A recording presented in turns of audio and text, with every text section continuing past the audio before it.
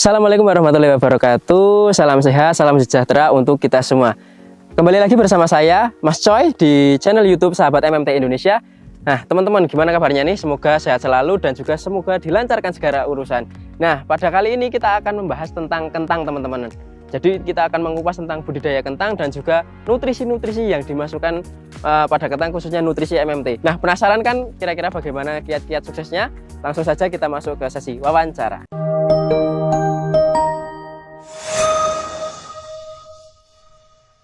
Oke sahabat MMT Indonesia dimanapun kalian berada, karena tadi di awal sudah saya jelaskan tentang cara budidaya tanaman kentang.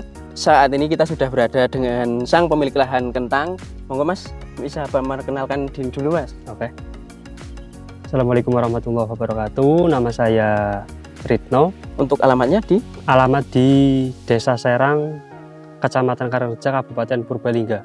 Mas Retno di Desa Serang ya? Kabupatennya Purbalingga. Untuk saat ini tanam kentang ya Mas ini Mas.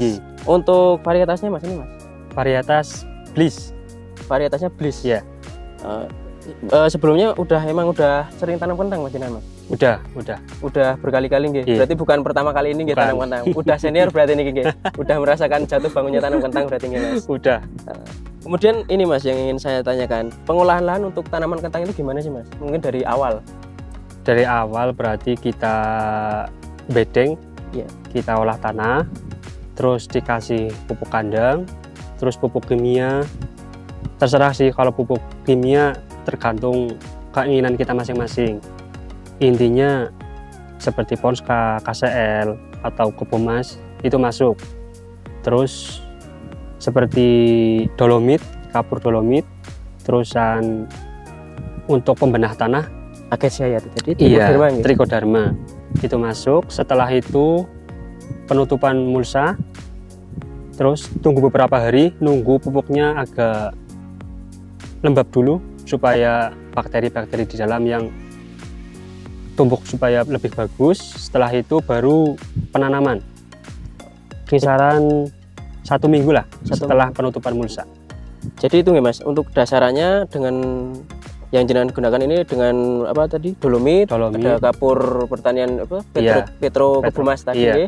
Terus ada KCL, NPK sama Ponska nggih.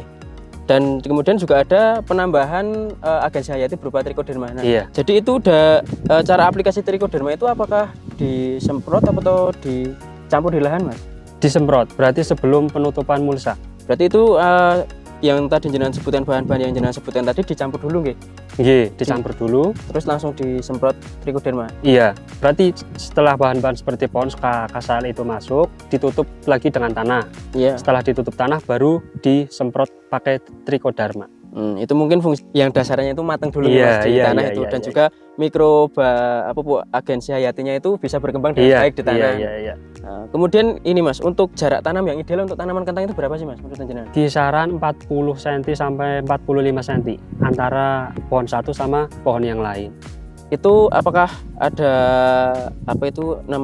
pertimbangan menggunakan jarak tanam begitu Mas? Kalau jarak tanam saya pikir harus ideal karena untuk sirkulasi udara lebih maksimal, udara itu bisa lewat. Terus untuk pencahayaan dari sinar matahari juga lebih maksimal. Oh, jadi pohon nggak terlalu lembab. Jadi untuk jarak tanam itu emang idealnya yang 40 sampai 45 cm dengan tujuan untuk menjaga kelembaban dan sinar matahari tadi biar bisa terserap lebih maksimal. Ngomong-ngomong ini termasuk di dataran tinggi Mas. Ada banyak kabut nih. Emang biasanya gini Mas. Cuacanya gini. Kalau ini Mas, ya kan ada menemukan unik ini. Ini mulsanya emang dibalik gini Mas. Iya. Itu ulasannya untuk apa sih Mas? Intinya kalau untuk saya pribadi sama petani-petani sini itu lebih awet terkena fungisida. Itu biasanya kan kalau nggak dibalik gampang pecah itu loh. Getas ngoten nggih. Gampang pecah ngoten. Iya, tapi kalau hitamnya yang di atas mulsanya lebih awet. Jadi biar mungkin nanti kalau misal kena fungisida yang berjatuhan ini tidak mudah sobek dan awet itu kan.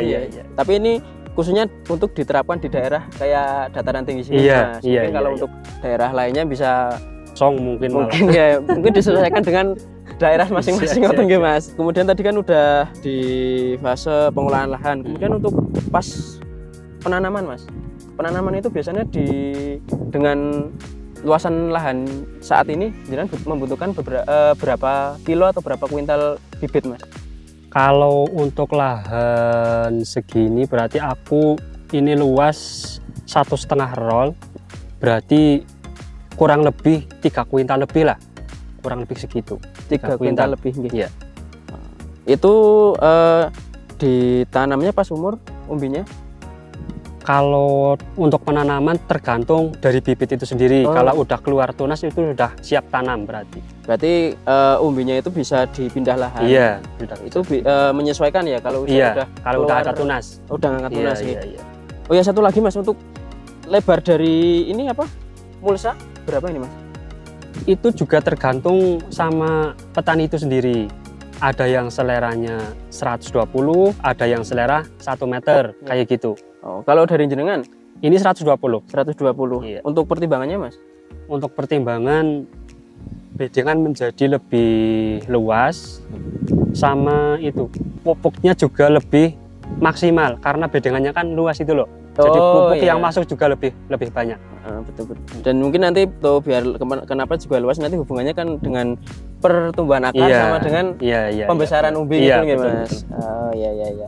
Kemudian ini Mas, untuk apa itu namanya dari fase vegetatif, kira-kira yang dimasukkan apa aja Mas? Fase vegetatif aku kemarin berarti dari umur 20 hari sampai umur 40 hari menggunakan nutrisi Morden Vol. Berarti aplikasi setengah liter Morden Vol, 1 drim isi 200 liter itu loh. Iya. Berarti setengah liter dimasukkan ke drim 200 liter. Untuk luasan kurang lebih? Berarti ini aku kan penyemprotan 2 drum. Oh, 2 drum. Iya, berarti 1 liter. 1 liter untuk sekitar yang tadi ya ukuran 200, berarti 400 gram ya? Iya. Karena dikalikan 2 nggih. Iya.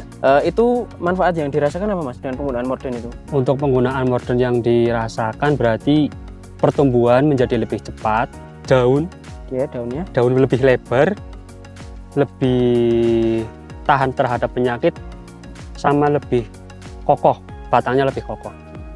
Itu nanti kalau misalnya daunnya yang jenengan sebutkan tadi kan daunnya jadi lebih lebar, terus lebih segar, terus lebih kokoh, itu nanti dampaknya apa sih Mas kira-kira? Mudah-mudahan dengan daun yang lebih lebar, lebih kokoh, otomatis berkaitan besar sama umbi yang dihasilkan.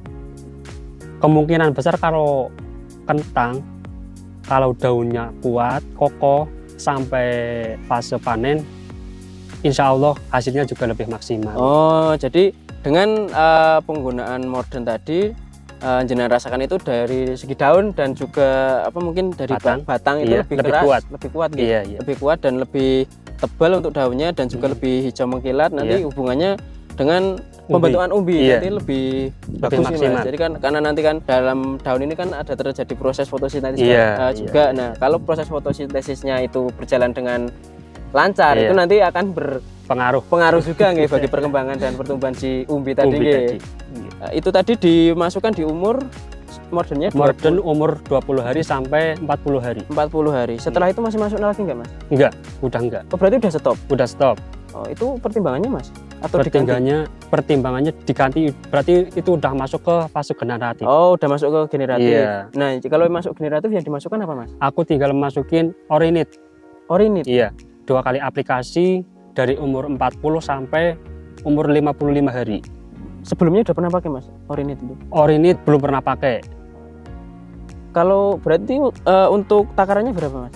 Takarannya berarti 250 mili untuk 1 drum. Itu di spray ya? Di spray. Untuk intervalnya?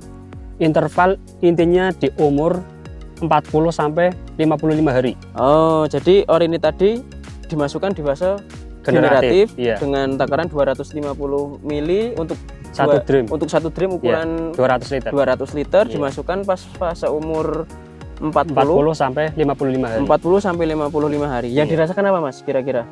kan jenengan tadi katanya belum pernah menggunakan seperti Iya. ini. Untuk Orinit yang dirasakan daun juga lebih kokoh, terutama yang berhubungan dengan layu. Itu bisa dilihat sendiri, layunya berkurang, malah bisa dikatakan nggak ada. Karena itu cukup bagus di tanaman kentang. Jadi Orinit itu kandungannya silika sama kalium gitu. Iya. Jadi menurut Mas Retno tadi untuk kandungan silika dan juga kalium itu sangat Sangat bagus. diperlukan, bahkan dibutuhkan untuk si tanaman kentang Kentang, tadi nggih, Mas. iya. Nanti kan berhubungannya dengan untuk kekokohan tanaman tadi supaya tidak batang, mudah terserang penyakit. penyakit. Iya. Nah, silika tadi membantu hal tersebut gitu, Mas, Iya, supaya iya. tidak mudah ibaratnya terserang penyakit. Kalau untuk kita ibaratnya sebagai vitamin Iya, Mas, iya. biar tahan tubuhnya Lebih kuat. lebih kuat. Terus nanti kalau untuk kalium itu nanti fungsinya untuk pembesaran umbi ngoten Pembesaran nggih. umbi. Oh iya iya. Jadi emang merasakan hasil yang Iya, berbeda ya, Mas, setelah berbeda. penggunaan Orinit di tanaman kentang. Jadi itu tadi teman-teman dengan penggunaan Orinit dapat itu tadi mengokohkan tanaman kentang dan dapat mengurangi intensitas layu nggih, Mas. Iya. Kalau emang dilihat di sini layunya emang anu nggih, Mas. Agak masih kurang Iya, kurang nggih. kurang. Dan alhamdulillah ya Mas malah Iya. Mas. Oh iya Mas, ngomong-ngomong di bagian mulsa tengah ini ada lubang, itu biasanya buat apa Mas? Oh iya. Ini lubang yang di tengah berarti untuk itu kocor susulan. Berarti lebih aman karena tidak mengenai pangkal akar berarti berada di tengah bulutan itu loh. Oh, jadi fungsi lubang yang di tengah itu untuk pupuk susulan Mas? Pupuk susulan. Pupuk susulan kimia berarti? Iya. Yang dimasukkan apa aja Mas kira-kira pupuk Ya kimianya? seperti grower. Intinya untuk pembesar umbi. Untuk pembesar umbi. Dan kenapa dikocorkan di tengah? Karena itu tadi Supaya lebih aman. Nah, itu tadi teman-teman. Kalau misalnya untuk lebih amannya itu emang harus dijauhkan dari umbi, nanti iya. takutnya itu menyebabkan Busuk ngoten nggih, Mas. Kalau yang jenengan gunakan habis berapa Mas kira-kira untuk benih 3 kintal tadi? 3 kuintal aku habis sekitar 15 kilo. Karena itu dosisnya juga nggak terlalu tinggi. Karena di tanaman kentang itu kan tanaman yang cukup rentan. Rentan ya. Iya. Jadi dosisnya udah yang rendah-rendah aja. Jadi itu tadi teman-teman, kalau untuk penggunaan grower nggih, itu emang harus tepat dan juga harus seimbang Iya, benar-benar iya, nggih, Mas. Nanti kalau misalnya kelebihan nanti malah niatnya malah baik tapi malah hasilnya buruk ya Mas. Oh iya Mas, ngomong-ngomong untuk tanaman kentang ini kendala yang dialami selama ini apa sih Mas? Kendala yang dialami untuk yang sudah terutama itu penyakit layu, terus melepes itu karena kelebihan air, kadang itu yang jadi kendala utama. Untuk melepes tadi nggih, kelebihan air, jadi itu kayak busuk batang gitu nggih. Itu kalau itu biasanya antisipasi yang jenengan gunakan gimana? Untuk antisipasi mungkin fungisidanya ditambahin, dosisnya ditambah, sama penggunaan kalsium juga ditambah, tergantung sama cuaca. Kalau cuacanya kayak gini mendung, sering hujan, apalagi kalau malam, itu dosisnya lebih bagus ditambahin kayak gitu. Nah, jadi itu tadi teman-teman untuk tanaman kentang sendiri, khususnya dengan musim yang kayak gini Mas, itu emang penggunaan untuk mencegah ya Mas berarti Iya, Mas, mencegah apa, melepes tadi nggih, ya istilahnya melepes, atau bisa dikatakan kayak busuk batang itu dengan cara penambahan dosis dari fungisida nggih, Mas. Apalagi kalau cuaca kayak pedut ngoten iki nggih Mas, mendung kayak gini. Kemudian ini sih Mas, untuk apa ya namanya, insek apakah tetap masuk Mas di tanaman insek kentang? tetap masuk untuk mengendalikan penyakit ulat sama selusur. Kalau selusur kan makanya itu di bawah daun kayak gini, itu harus masuk. Tapi kalau ulat gerayak itu agak mendingan. Mungkin kalau musim kemarau kayak gini lebih dominan itu penyakit selusur itu. Penyakit selusur nggih kalau untuk musim kemarau. Sebenarnya kalau untuk musim kemarau kayak gini penanaman kentang itu malah jauh lebih untuk skala biaya operasional lebih sedikit. Iya, lebih sedikit. Juga dari interval penyemprotan juga lebih hemat karena nggak sering hujan. Jadi obat itu lebih maksimal menjaga tanaman. Oh, kalau emang dilihat ini emang anu nggih Mas, kalau bedanya dari musim penghujan emang agak signifikan ya Mas untuk biaya operasional dan juga dari segi perawatan si kentangnya tadi nggih Mas. Oh iya Mas, ngomong-ngomong ini udah usia berapa Mas kentangnya? Usia udah 75 hari. 75 hari. 76 hari malah. Biasanya petik di umur berapa Mas?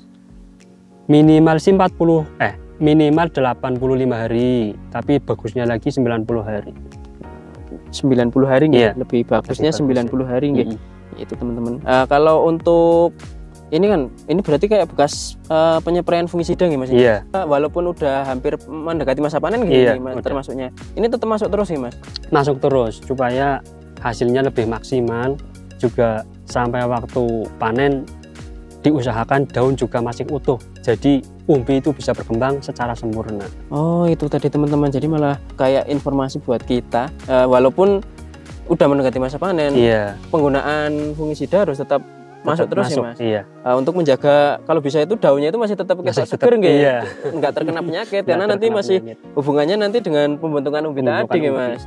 Kalau nutrisi dan pupuk susulan masih Mas, masih masuk ini di umur 70 berapa tadi? 76. 70. Masih masuk Mas. Untuk nutrisi udah nggak masuk. Berarti yang masuk tinggal untuk pembesaran umbi sama buah-buah yang lain. Kalau untuk pembesaran umbi Mas, yang jenengan masukkan apa Mas? Untuk yang kemarin saya gunakan itu pakai Jumbo. Itu mereknya Jumbo? Iya. Itu aja Mas? Udah, ya itu aja. Mereknya Jumbo teman-teman. Kemudian ini Mas, untuk dari segi apa itu namanya serangan hama gimana Mas? Kalau untuk saat ini Mas? Kalau untuk serangan hama paling utama itu selusur berarti. Iya, itu tadi. Sama ulat-ulat gerayak sih itu udah biasa lah, tapi udah mendingan. Oh iya Mas, terakhir ini Mas, kesan dan pesan dari jenengan Mas setelah penggunaan Morden dan juga Orinit itu gimana Mas kira-kira Mas? Oh iya, berarti aku menggunakan Morden sama Orinit kan ini baru, berarti dari hasil yang bisa dilihat kayaknya udah pas ini sama keinginan para petani. Wah, udah pas sama keinginan petani dengan penggunaan Morden dan juga Orinit untuk tanaman kentang dengan dosis dan juga interval yang udah disebutkan di awal tadi Mas. Kalau untuk ini Mas, untuk pesan dan kesan kepada teman-teman, monggo. Untuk pesan saya untuk petani kentang di seluruh Indonesia, kalau bisa untuk kentang lebih bagus pakai Morden Full.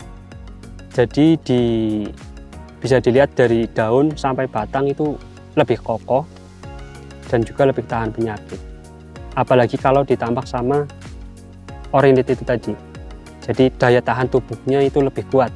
Satu kata Mas buat MMT. Oke. Morden Orinit mantap.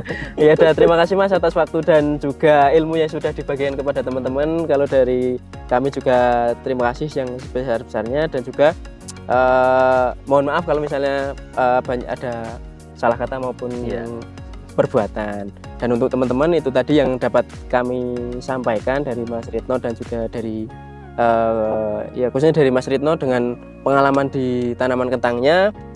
Semoga ini nanti finish sampai akhir ya Mas. Semoga mudah-mudahan amin, dengan menemukan hasil yang maksimal amin. Itu tadi teman-teman. Jadi semoga video tadi bermanfaat. Kalau dan juga jangan lupa like, komen dan subscribe dan tetap dukung terus channel YouTube Sahabat MMT Indonesia. Sekian dari kami. Wassalamualaikum warahmatullahi wabarakatuh. Salam Sahabat MMT Indonesia, mitra kemajuan petani.